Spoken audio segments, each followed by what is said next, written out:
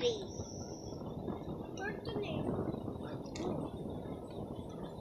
Kasi nung habang nagbabasa ka, ano, diba sinabi ko, wait. Diba? Let's go, guys! Ano to? Lagyan ng bilang ang mga pangyayari. Batang sa pagkakasunod ng mga pangyayari sa pamula. Number 1.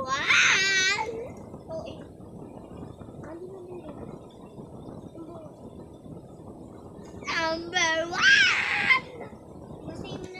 Pinakita ni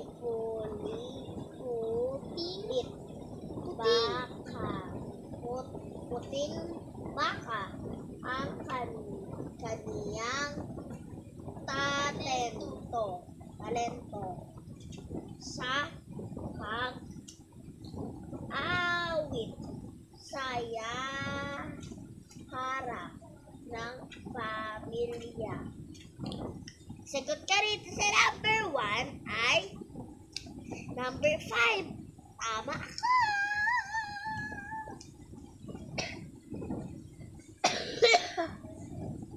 Number 5 yan. Dito naman sa number 2. Si Abuhin baka ay kumakanta habang nagsasako ng tubig sa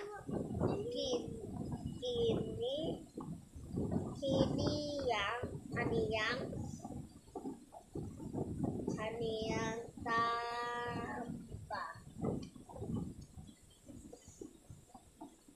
Sagot ka rito sa number 2 ay ito.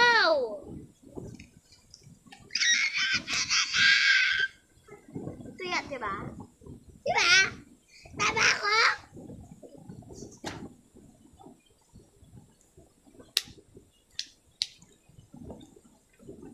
Wala, nakalimutan. Ayan, guys. Number 3.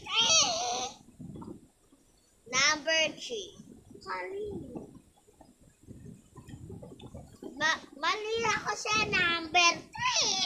Sabi ko rito, sa number 3 ay 1.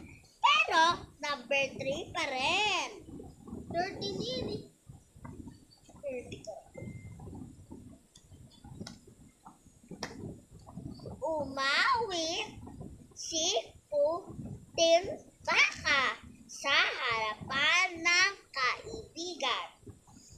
Uy, umawit daw siya. Tigyan na lang. Ito, walang check. Kasi ito, namarkahan na ng 3. Para siyang 13, para siyang B. Diba? Number 4.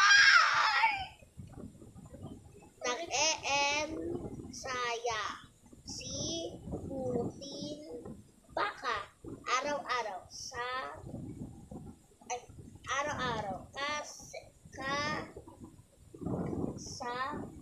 kaya kasama ng kaniyang kaibigan. Sagot ka lang sa number 4. Ay, number 3. Ay, number 4. Number 4.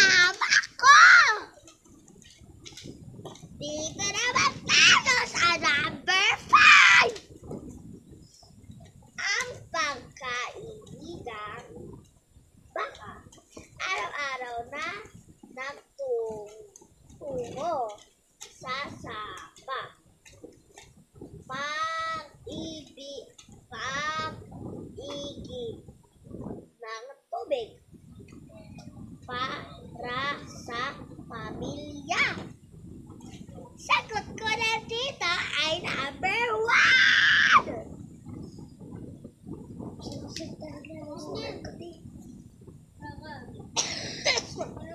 Ako, mali ko sa number. Number 1, check. Number 2, check. Number 3, mali. Number 4, tama. Number 5, tama. Ayan na. Mag-review na kami.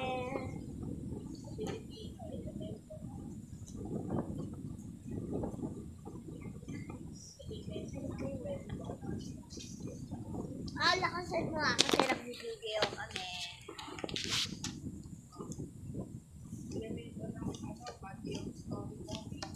Bad? Ano bad? Mama, ito ba yun? Mama, gagawa na kami ng story? Hindi. Ano na yung bahagi ng kwento? Ano bahagi ko? Bahagi sa story. Kunyari, ang alamat ng Kanya? ikaw, kunyari, si Langgam at si Pangulo.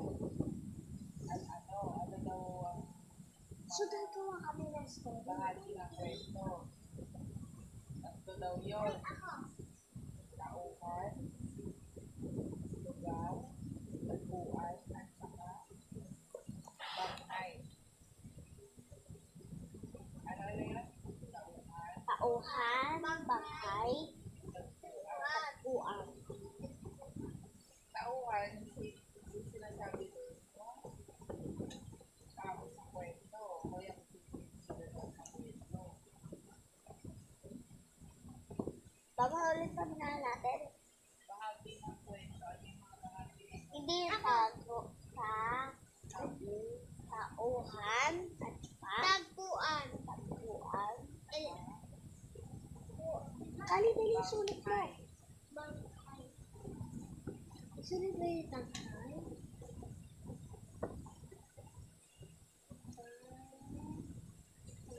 Ano yung tatlo? Ako, tauhan, bangkay, tauhan, bangkay, tagpuan. Bangkay. Hali, sulatin mo yung tagpuan. Ano yung tinutukoy na sa tauhan?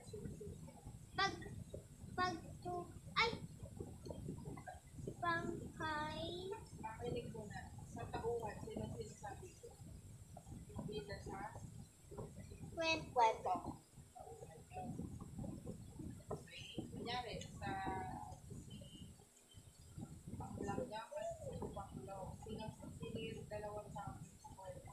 Si Langgam at si Tinaklong. Ayun yung tauhan ng kwento. Yung tagpuan, saan nangyari yung tagpuan? Story? Yung lugar ng story, diba saan na yung forest? Yes. Ayun yung tagpuan, lugar. Bangkay, ayun yung nangyayari. Ano yung nangyari? Ano ba yung nangyari sa kwento ng Si Tinaklong, umiyak siya. Kasi hindi siya kumuha ng pagkain. Tapos, nagpapagka siya. At hindi siya tumulong. At umiyak na siya. Tapos, nagpenge siya ng corn sa langgam. Tapos, iniisip niya na mamamatay na siya kapag hindi siya kumain. ayun yan. Mami, may pasa ako.